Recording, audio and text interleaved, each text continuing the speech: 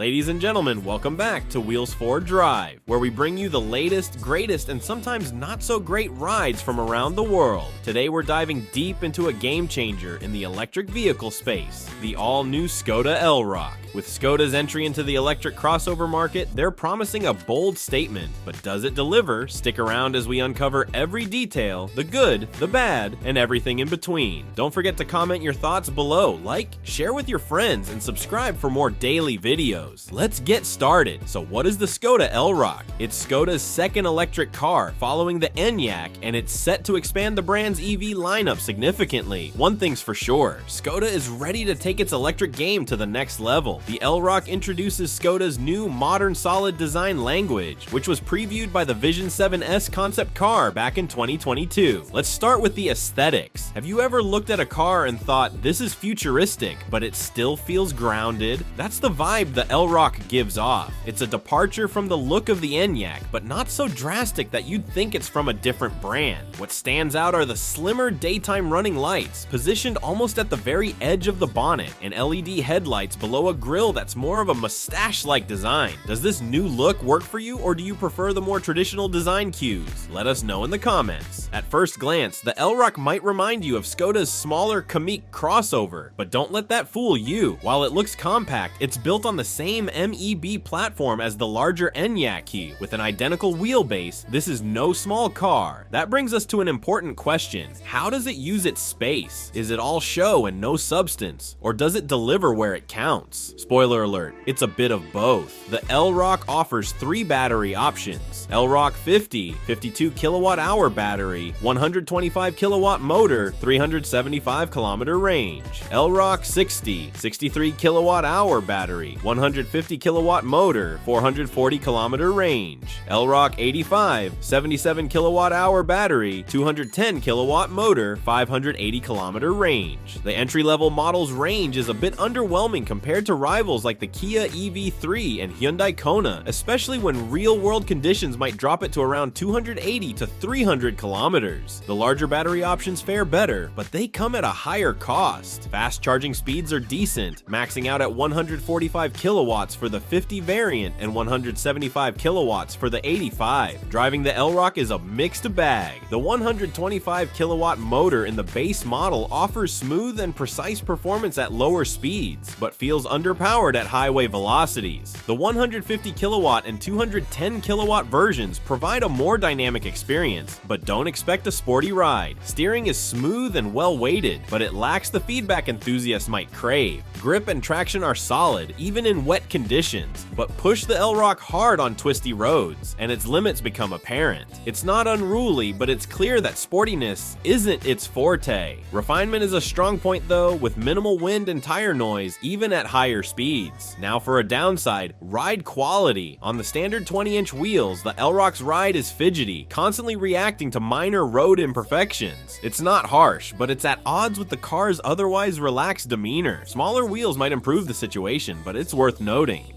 Skoda has built a reputation for crafting interiors that often outshine its Volkswagen counterparts, and the Elroq is no exception. Even in its most basic form, the cabin feels warm and inviting. A key reason? The extensive use of soft gray fabric made from recycled plastics, including fishing nets. It's on the seats, dashboard, and door panels, giving the interior a homely, premium feel. Do you think eco-friendly materials can be luxurious? Skoda makes a compelling case here, and guess what? These materials are not just about sustainability, they're genuinely high quality. In fact, some might argue the Elroq's interior feels closer to an Audi than a VW. Would you agree? Space up front is generous, with comfortable seats and plenty of adjustability in the driving position. Storage options abound, an open section under the center console, a compartment beneath the front armrest, decent door bins, and even a generously sized glove box. However, the cup holders are relatively small, and the lack of truly spacious door bins might annoy some users. The centerpiece of the cabin is a 13-inch touchscreen infotainment system. While it's visually impressive, is it a case of too much screen?